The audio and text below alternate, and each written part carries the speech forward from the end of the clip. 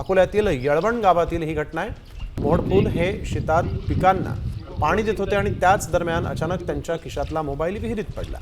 विहीर खोल असल्यामुळे मोहड यांनी आपत्कालीन पथकाशी संपर्क साधला आणि त्यांना बोलावून घेतलं आणि त्यानंतर बचाव कार्य सुरू केलं।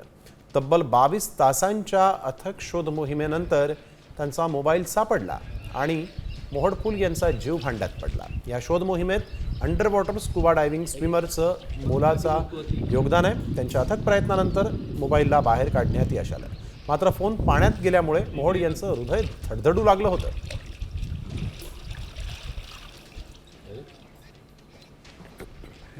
माझा मोबाईल माझ्या शेतातील विहिरीत पडला होता। त्यात वेगवेगळे आणि महत्त्वाचे डॉक्युमेंट्स सुद्धा होते। 3 दिवस आणि विहिरीला पाणी 30 फूटच्या जवळपास। 3 दिवस अथक प्रयत्न करूनही तो मोबाईल कोण असं हाती लागला नाही।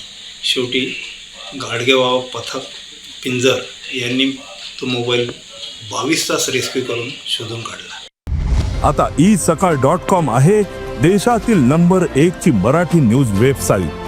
प्रत्येक अपडेटसाठी isakal.com ला नक्की भेट द्या।